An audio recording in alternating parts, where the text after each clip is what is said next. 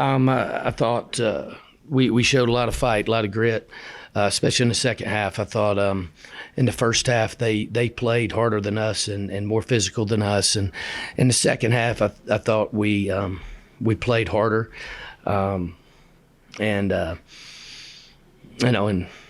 just I don't know, it's a normal thing. We play one possession game every game, so this time we got out on the right side of it.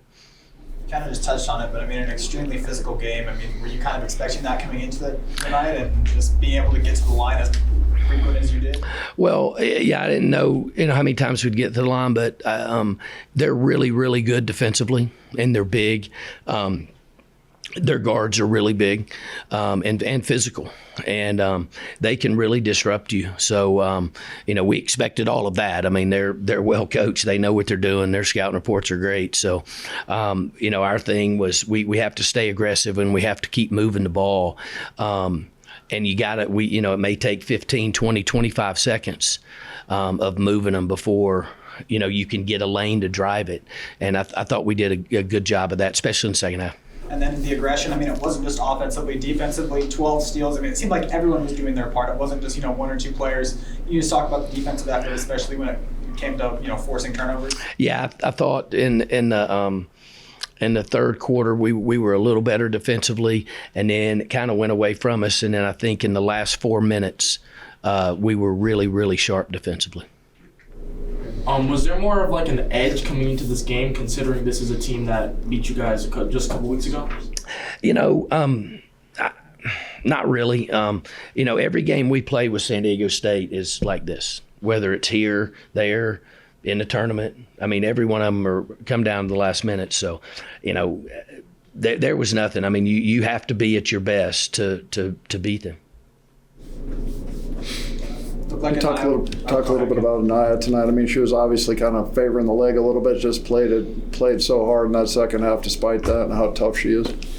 Anaya Augman has come further than anybody I've ever coached from her freshman year. And I'm not talking about basketball-wise. A lot of them improved like she has.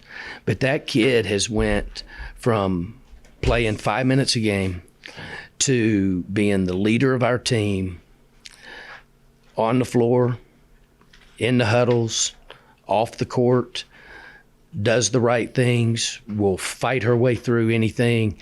I mean, she's I don't want to say it. She's a little banged up. I was trying to talk her out of playing in the second half. And,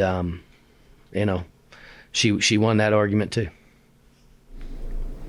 Any thoughts on the three-point shooting tonight?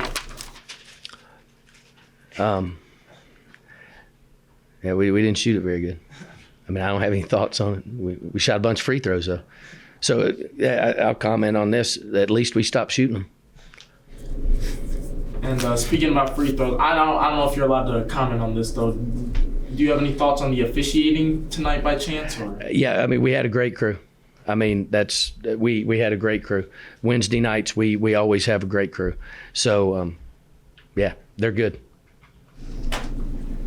You've got 2 games left in the tournament. At this point, Naya is limping. Paul has had some bumps and bruises. Everybody does.